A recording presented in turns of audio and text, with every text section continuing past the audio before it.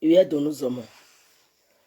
Wa bava, wa bota, wa bowe, wa bege na yo kakono wa riaje.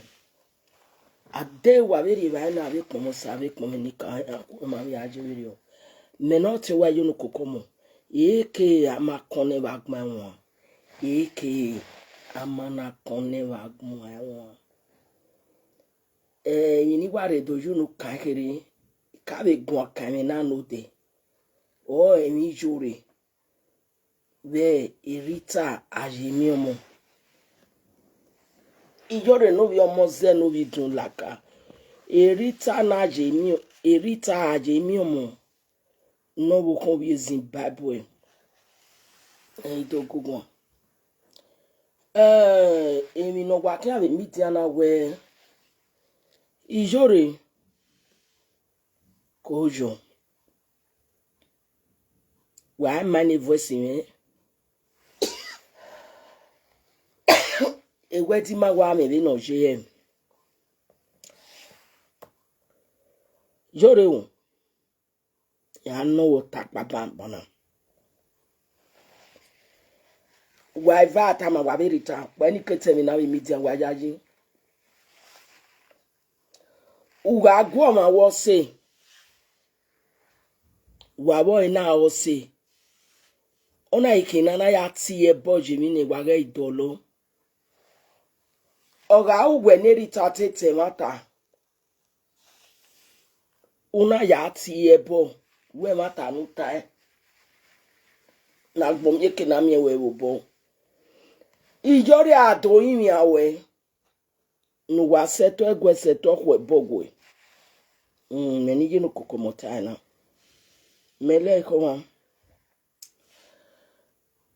Beno taje Rita. Ona ga yin temata. Oja mu ebo. Ovie legbo. Ovie logo ti ebojo ni. Iyore na re ona do yin awe nu wa dolo. Ekwe nu wa dolo okwo ebogwe ri ni ka okai. Eni wa mi enu wa itamu wana. Wabe maga gwinebe midian. Ona igbera na ya ti ebo ne bi pepe. Ogbera na ya ti ebo ne egbo kina egbo dokode. O ti ene world wide one. Wage idolo. Iyore ya idogu we dolo reri owe ne Rita no ri ase. Okwo ebogwe. Eri obe jenu ejore. Akpemi egbero pa ma lowo so ko ma yunu ze mo bi magbe. Wa ma egbe. Social media o se e wa ki. Benu so legbo se logo na. Aga gele mie we ni Iyore. Umana ka me secretary we no ri go ge. 100,000. Gari o wa Rita no we 100,000. Kake aga mira umana ri lo ya ni. E una so legbo logo kiyan. E una ti ebo kiyan. Akwe gare. Koma no gili kinegbe Rita re. Rita jemiomo boke Zimbabwe. O koko laro azagba lare we ni Iyore. Rita na wenu wa dolo. Egwe dolo okwu ebogwe. Ena. Ewe ebo no to. We mi ni maya ya ku media.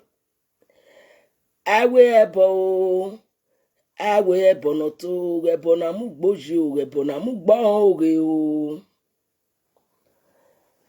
Ewe ebo no to. Ebo na mu gbaze o. Ebo na mu gboria o. Ewe ebo no to. Ewe ebo o. Ariwe ebo no to. Ewe ebo no to. Iyan gwe ogume. Iyore iyan gwe ogume. Rita yemiomo. Wa idolo. Wate dollar. Ebo no emin watana yafe worldwide. Not talk about all the media do confess. Because Edo Sabbath place now. Edo Sabbath place now is getting too much. Ni mani yedo. Eme ni Iyore ti eboji na. Ibege we Rita ovio bogo dukun. E video nu ya vio bogo di muje mana. Mami ave supporter we maka gu wa e. Meseti ale lo makia meseti go egun. Meni Iyenukokomon. Neki abiwe nekwe. Meseti agwo ma wo se. He setting go egun. Ero.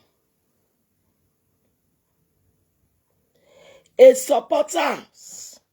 Already tabi gemiomo. Yeah, a lot. A supporter Iyore. Yeah, boy tabi gemiomo. Etebe bungwe banya.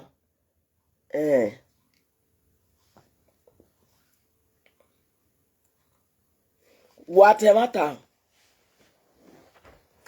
Eba boni matina. Mero. Oma agbon man ogbon ere London. O salo bwani matina mama bege no wasi makia. No ru teme iri toma zakani ma. Nika oni mati.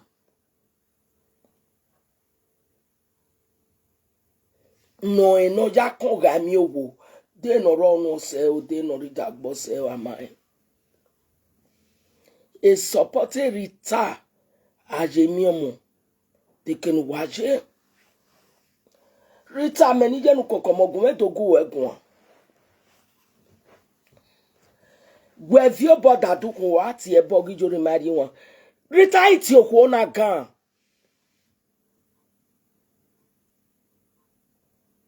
Iti e ogyo ba. Eri ugweje a. Rita no aje mi omo. Gwe gwalo an ofio donari e gijwa ije bugwa. Cause talk of age or tieme. Ina tie ije. Gwalo man orio de sonu uge baba bugwa. Abegba man owo my say. Ogari go no mo kokan. O 10 years or 20 years old mana emieri ni. Ya ini. O mano ma epie. Enwan. Mo bia ya we mi weke no je. Do tam wetene na. Wa mi Iyore pa yan na ri adagbon de mi. Bet weke pa ri adani o mi wa se mo ai na.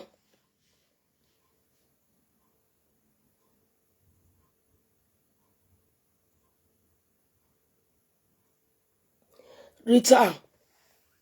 Iya mo be gbogo gebo. Abeje kweri epozi a wo pa.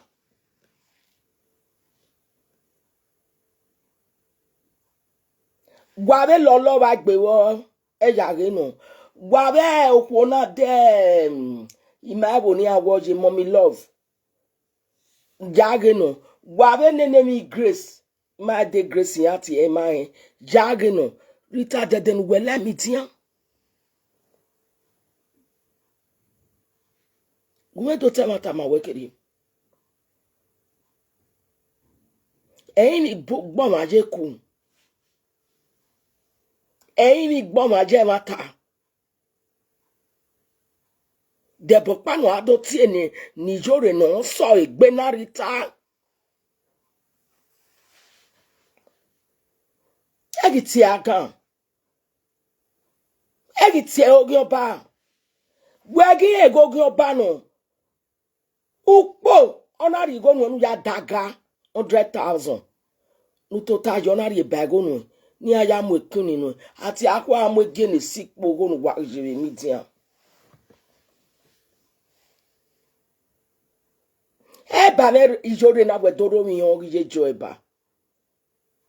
All the elders women. Wa we mi sebebo Ave deden wa gbe ogbe no ma keke wala dian wa yin ya. E deden no ire mi dia di ma no ire mi dia.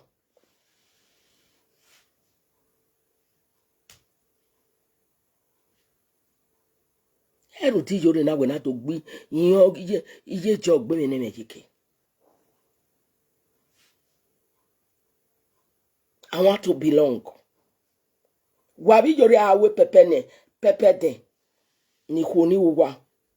E de na jamu ya so. O pe ni jamu se ajo we sasaba.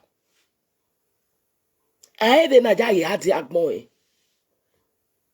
Akpopo wen ye jamu la wa. Ulele fe no oru eni ajo we gba gu we gba igbogbon o je ru eru. Rita. Ija mo be gbu we bo.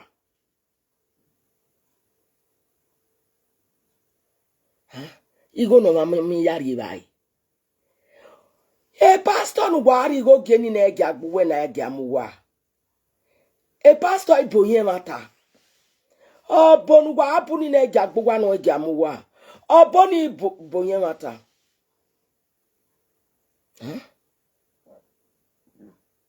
Orite dogu zeni yagweri obi ego mugboto. Obi zebo ko mugboto. Obono gaje bonyeku. E pastor no gaje bonyeku.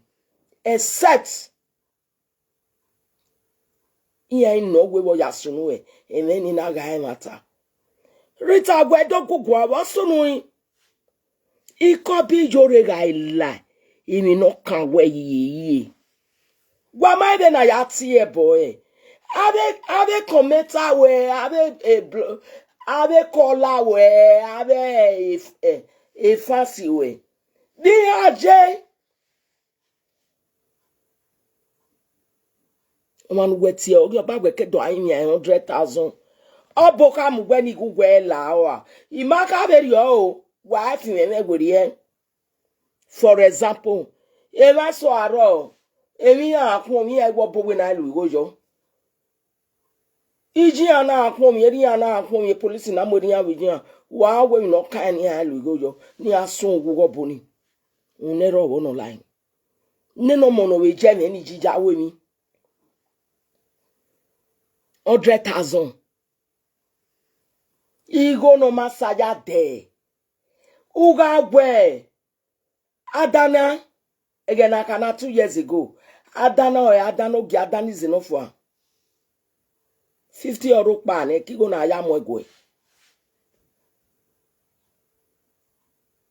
Dem no gi mamu kere media no magai.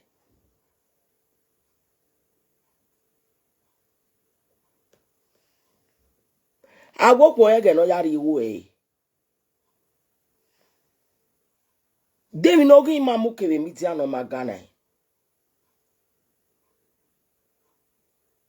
Age na ya veb o sa oba gi maju no ma veboy. Igi Iyore ga we emi no kan we. Igi Iyore nu wetie ogun oba na iri ona kan yi. O secretary ogigi o. Ruda wanya ma no nya kritiko. O yen to bo ogi we o. Emi no ka Iyore no bi omo zeni dun laka. Then we na e ga ogun oba no. Then we na e ga mo ovie ba so wa fa go agigin egi lado. Gwana gi puku nya gwana pegi ogun oba. Ona ga ma mu gwaja akete kuni. Ati akwa mo gene sikpogo. Ona we pepe den. Ana do adonate nu en. Ire ba o ga area we. Ire ba. Ona dotie secretary no denya no ya print statement of account re. Rita ga gele mi ga mata gi no wo awe. Ugwa me mi gwa ya ku ebo a. Ona ogbo ya gbobo.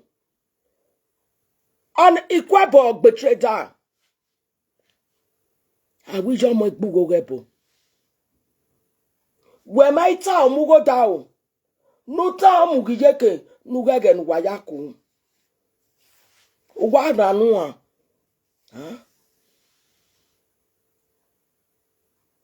mema detu waya ya vala adesenevunu awakpa su waya fe akun eya ira kan yo to gwan nero owo no lai e mana pa su akon kan ire agwalebe na aya go we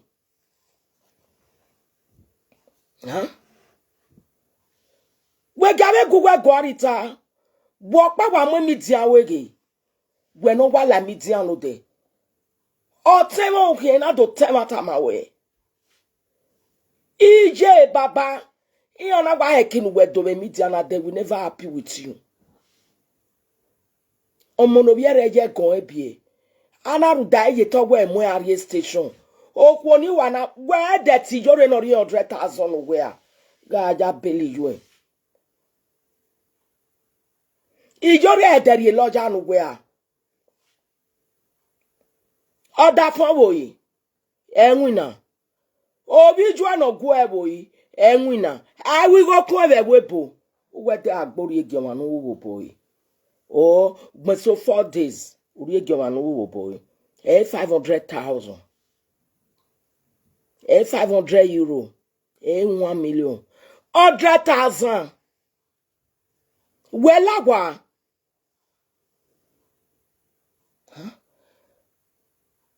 egwitere eti do saga we eto saga be mume udagwa ni buwo unero obo no line wa vivi akota ya da noro wie no wan dai awaro panati ebo me ima na dedicate ari Nigeria ni yari awari odo a won imo Iyenukokomon no reche mi cause it's getting obvious wa mwedogboto gweze we na agobo mi oni safu eku emu gwa then ni yala media na my net donation 10 years of work banana carry to social media then not celebrate birthday there ime mwe face in Latin omo averi a picture me the Latin Maria Bowman I can't give me your door pata weti mi ego o sag bomb tale mo si enyoria uzi egbe meni yari enu egbe iye kori ene egbe nu da ki ga bomb alele no arobi no rigo no amomo ini ka no game ya no rigo no na go we business na gbon ama na gbon bi ama mano we go ma we business e business man agbai aju o ki emego uwa mi ebe miti ani o mana emi any bastard I challenge today. Oh ladi odo ti ebo mi. E ologo wa igbe mi mu no logo wa be media. O popo won yaga no rura nya wa be media un ero owo no layin. If you di wa ya ari ogwa 100,000 ya mwe television okwa ni mwe latin. O me eso ni ase. Itibo. Itiabo no ba makan. Itiabo ka we no ba makan. Itiawi go no ba makan. It's a you chairman our Bamakan. It's a musician our Bamakan. Nia do rekin wane modo be media. Ware aga itiena. Agwale ta panokwana ana kpemwa. Mo to wani boni samu wa mejo. Unero wono line. Uwa muke no magai. O wa mwigi wa no gbinjere no magan wa sijia. Unero wono line.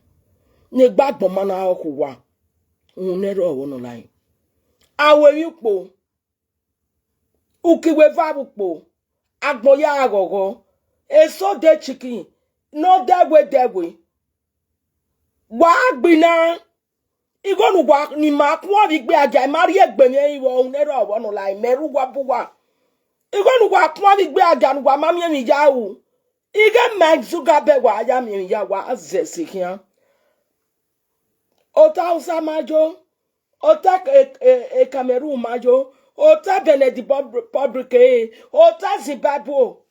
Wale ya lega. Ota ka.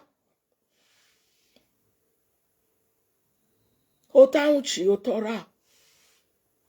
Otado wa debokin no wa sungu unero wono layin.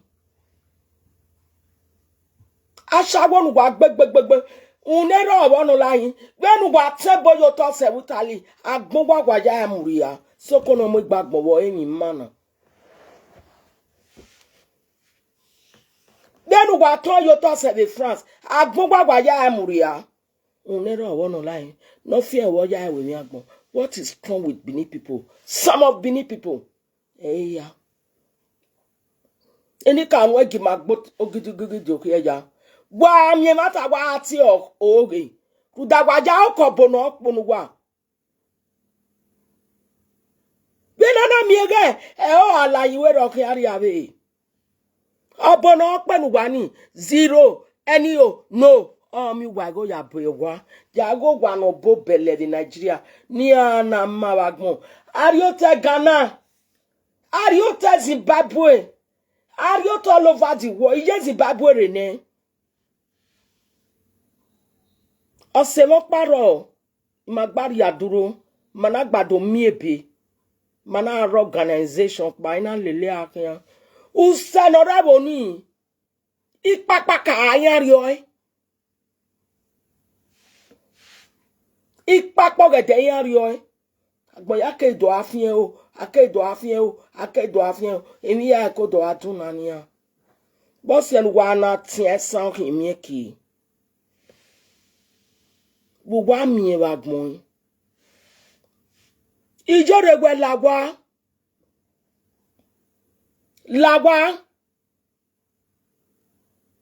emewe Ruda gbo na do tese nu ne agwe na gbode na temata rie do nuzomo no we se no mama iri ai na we na iri ai wa ogele gwa mave nyana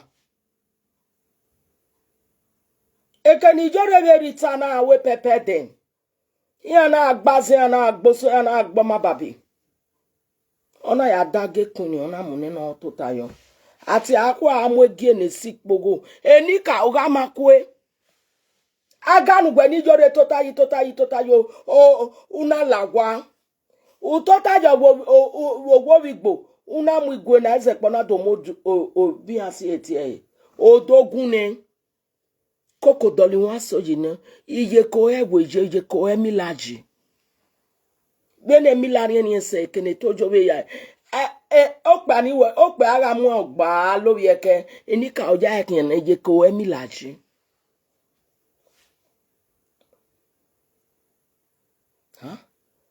Igo Iyore Igo ngbegele wa kunwa be sort of water ministry Igo nu jije me idiani yesige ije me motanu ka we ekioba ije me idenu popo no je gbe eze senedo Igo nu gwe wa mulagwa ba Igo nu gwe mu wo bury men or America my own senior brother because emi ni de dogun wo agwa o emi nu ya awon me ko emila no mo go ari ba beti je me ni anu jari go ni urere ari ogwa no atebe na won gbon we agaje wa ita ye fie mu gbon ile ko wa me ni Iyenukokomon tik wa wi re baby wa emi gba won kekere Igo nu gbe gbaja pon eke nu gbe lo bi ina ye kenana akoko emi owo ugbagbo ni ra mi ga mi pe pepe yo gbe oko eke na wa koke eri bedi we ni wa aji eke ne bona koka bi kanishi ofebo eri bedi we aji ukedo de bedi bedi nu dena go to Nigeria all celebrity ogba we ya Igo nu kwa me media wa ya ewi wa we no we ni ka we ro ojure Idobu wo de madeba waro pa wa ma saba no juwa kinu ma enika no juwa kinu ma okon tutu e pa ke ba pa ma ori ole no juwa kinu ma ama kone wa gba won nenika o fi wa gberi e oba lo mi Iedo Igo nu kwa me media wa ya wu Ivie roba Bena na kunye e keke na pe etimwe vanity ene no giaya o emi ni jore loya I go do paro e go daro magbera ya. What is wrong with you? Obi gbori o mu do we na gutia wa we ni kawe ro dede gbe ya tamawe wa mu egbe no aya ari edo ebo we o ko ne ra no moze no ma egwu o ga make no na ze wo tornado are wanu ya clean the mess with you gari ogwa nu ya clean it akun nu sofi gboji itakun na sekere na sayi takun okonu gbe wa ko ya no nu ta gbon yo o there to fi count by jore ariado ai daji fie mu gbon nu we na ta se nu we o ne Rita na mi wa to na we come no ga lowe ogin ni Rita abegu ogin oba wo se waya na we na ejukwa ijori aje Nigeria re ni no gbagba no rai na rai eni ka we wa fi waya go dukun ona won medu wa ai no gbagba no rai na rai wa ma ge ari wa na ju won no me be na ja gba yeke no ju nu enwun to gbaja ge no panoro gona ukure dian kure ni ge ona ukure dian o ukure ni ge ona ukure ni ka o baba kure ni ge ona ukure dian o kure ni ge yore go wa wene ni tama we me ni Iyenukokomon ni ke gwego tese no ya gwale number mi diga demo fo we wa ti mi gunuwe ofi aya wen re wo bona unuwe nu ya save a fine o agwa gbenya e realistic nu lo adesene vunu we vava ukure ni kawo u Silvia ye gbekin o wa to bo we wa ari emi ne kunyan wa ya siwu baba inu poje nu na siwu Iyore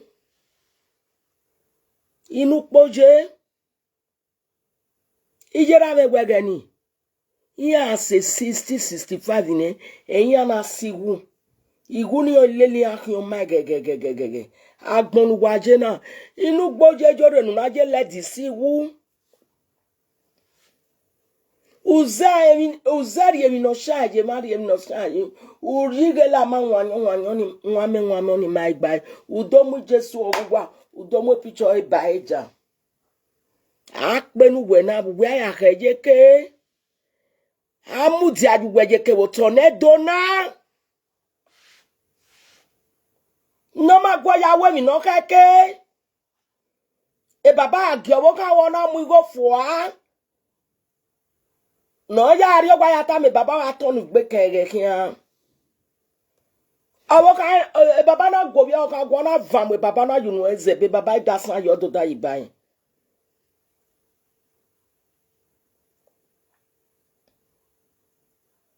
ole yezike i baba papa e de awa gbo wa baba o wa o i baba igi eleni iwa ari ba wa igi re dowe e de no gba pe de wa igi to baba o wa ye wo gi we baba wa vi one wo lawo baba ba ne nuju no eni tani wa ju no eri eken Iyore obi o tornado queen gari e do wo pa egbe wa dole wo Emanogu gwa be fancy nu wene aba be baba bi je no America no rogan where are they Iyore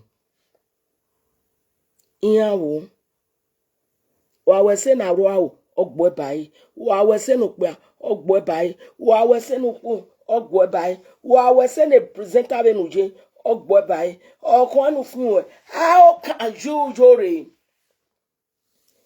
imanu mo ne Rita me Eya gwedia. Da Iyenukokomon hin. Rita mige mojepo.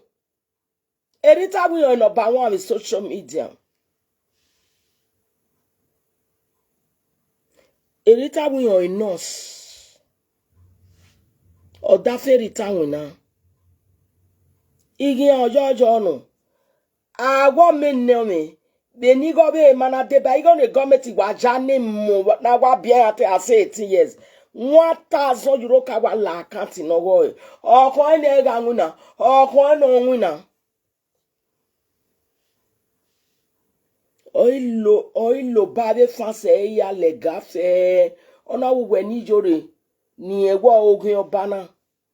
Wo dori 100,000 yen. Deri awe. But no mami mo we seni wai e bon we ni Iyore wa tie. Aga mi we mana galeri go ne Rita. We na lagbo do lago de na mo bible na mo anu na ya ati egbe boni. Uga je deri ne Rita. No bi aje Rita aje mi mo we emi ni aja ko e. Oge no. Egba so kwama ka be no rie no enu mi amie weti wo mari ejo wo bo ogie secretary rie ni joe na ya beli joe weti wo ma be rie jiju obo ogie secretary na rie no amagie urie ni ne na rie gojo we amarie ne wagi mata ai be lebatore 100,000 obe die bago ya daga no e uwe kmoni Egen gwabo ebe ja zio. Waga igamwe boye se. We ado ati agan. Ede ka change a woman or a man. Omanu weti agan no ma biena. Wajoge Pastor Grace yen. Salo bana waji bige ya we upa. Wo iri jami o e. Waje 2 years bieba mo. Omonu aje 12 years koko. E salo bwari ene upa. Wanwe. Waga itiema omagan. Waje nyobe sagoma. Waga itiokpe awekia. Waga itiokwa agan. E logo ogun oba. Wegi ego ogun oba gini ka onogo osote. Ke no mie igo. Ki no sote.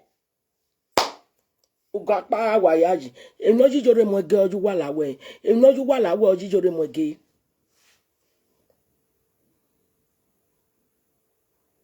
Akpa bi gege ni ka okun logo waji. Emano ja mie igo ni. Oka wan egbe.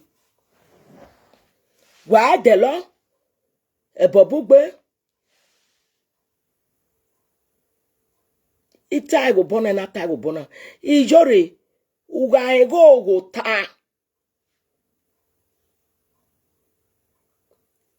Uga ege ma ta. Rita, anybody now come from Rita side. Or when one need the settlement, yeah, webogwe. Rita, yemiomo. Ugawe ege mata webe ta. Anybody be anybody. Ona ki Iyore side dire. Or when was settle or webogwe. Was a very or wari gapu negbe. Nagere nebo aya lemie. Azen oso. Iyavun otagbon. Ikaka mwa. About 2 years ago. Neni Iyenukokomon eke amakone wagmanwa. Igwe ni ka olami diyan. Wana ogetiku. Wayi ani egogi oba Iyore hin. Ido tamu wana. Wana mie igori la waye. Uwa idaji fie mugbon. Waga we mi save bo wawe no ri account ni re. Wawe no ri account re nu wari go ni ya ge were gbe. Beri o logo beto o logo akwekwe. Ena. E to go Rita zegbegbe na Rita yen gbe wa gbe yan na. Yen no ri 100,000 onu ya si ju ai gboligan. Ena.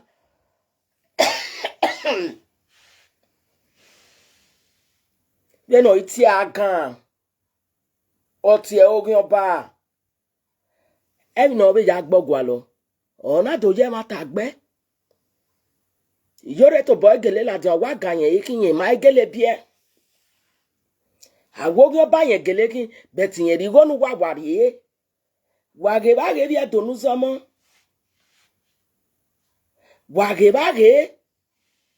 Egene denyo oti avie wa ati ogin agan. Yen wana ega mi agan. Ben on Nigeria do a kie bubu yeke. Ami agan. Ami awekia. Oma gia wa vine. Ama linya ton. Oma bi omi sun yeti ori. Magi waja en gbe.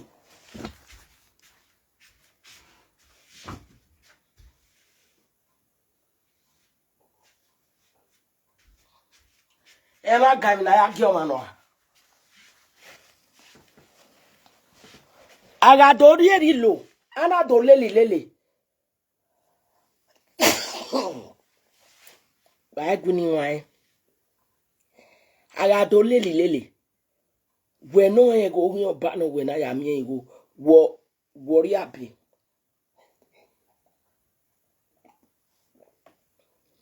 Wa e go oba no wa ya na agwa ye kunwa.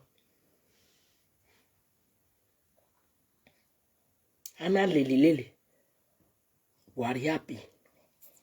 O mana si a eti e boni baba. No ya ta mi baba ati e boni. O iti e boni baba. Iwa do mai wa ro irami. Iya ta mi ran mo ati e boni. Mo iti e boni ram. O wa no mi jore okin. Eni na uno de. His social media cast. Wana bikuge. Gwani buwana ono view no wa. Gwani buwana ono mwe page no wa. Unu waya ati e momi jore. O wa ya gbe na. O wa ya gbe ogbeme nene yobo. Ugbeme nene yeke. Ugbeme nene wa nene de. Wa fi weri e.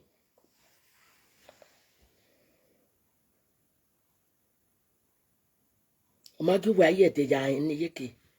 Ye ipigo na ebo no. Ipigo. Ede agbe wa ti osa. Church. Amen wa ya polo yi bieni. Uwezo kedati. Uweze pigo na ji. Wa mi wa no vi pigo to why we blood of Jesus. Me ma ede Jesus in sagi wa no salobo ami. Sagi no ba ma ya mi. Iko no nwai o ijaji. Rita egwebe mi na. Ijo mo igbugo gebo. Ijo mo igbugo gebo. Ona pa eyi me se be me ni tabe be dene na. Because oye no ma pe ogun me. Wa kon. Me no Iyenukokomon. Ike amakone wagma wa. Ike wa se pe.